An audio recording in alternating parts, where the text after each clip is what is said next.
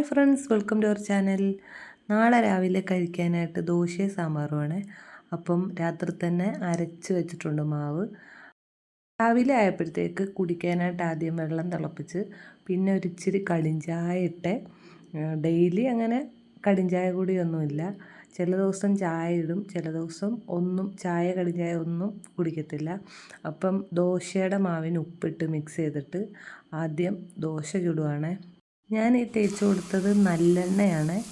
വെളിച്ചെണ്ണ ഞാനങ്ങനെ ദോശ ചുടുമ്പോൾ എടുക്കാറില്ല. ഒന്നെങ്കിൽ നെയ്യ് അല്ലെങ്കിൽ ഈ നല്ലെണ്ണ, ഈ രണ്ടെണ്ണവേ ദോശ ചുടുമ്പോൾ ഞാൻ ഉപയോഗിക്കത്തുള്ളൂ. ദോശയുടെ കൂടെ കഴിക്കാനായിട്ട് സാമ്പാറാണ്. അപ്പം ചമ്മന്തിയും സാമ്പാറും കൂടെ ഉണ്ടെങ്കിൽ നല്ല ടേസ്റ്റാണ്. ഇവിടെ ഇന്ന് സാമ്പാർ മാത്രമേ ഉള്ളൂ. പിന്നെ ഉച്ചക്കത്തേക്കുള്ള കറിയും കൂടെ ഇതിൻ്റെ കൂടെ തന്നെ കഴിച്ചു കഴിഞ്ഞിട്ടാണ് ഇത് ചെയ്യുന്നത്. ദോശയൊക്കെ കഴിച്ച് കഴിഞ്ഞിട്ടുള്ള പരിപാടിയാണ്. ഉച്ചക്കത്തേക്കുള്ള തീയൽ വെച്ചിട്ടുണ്ടായിരുന്നു, കൊഞ്ച് തീയൽ.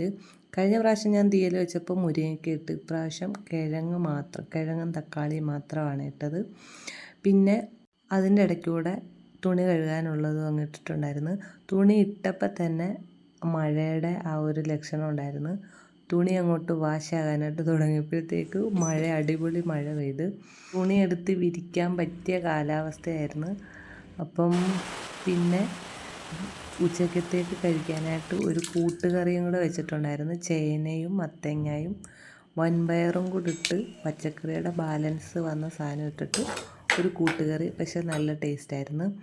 അപ്പം ഇന്നത്തെ ലഞ്ചിന് തീയൽ, ചോറ്, പിന്നെ ഈ ഒരു കൂട്ടുകറി, ഇത്രയൊക്കെ ഉള്ളായിരുന്നു.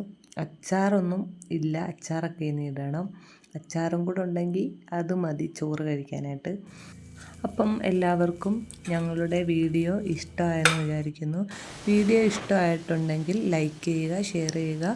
ആദ്യമായിട്ട് വീഡിയോ കാണുന്നവരാണെങ്കിൽ ഒന്ന് സബ്സ്ക്രൈബ് ചെയ്ത് സപ്പോർട്ട് ചെയ്യുക. അപ്പോൾ ഇന്നത്തെ വീഡിയോ ഇത്രയൊക്കെ ഉള്ളൂ.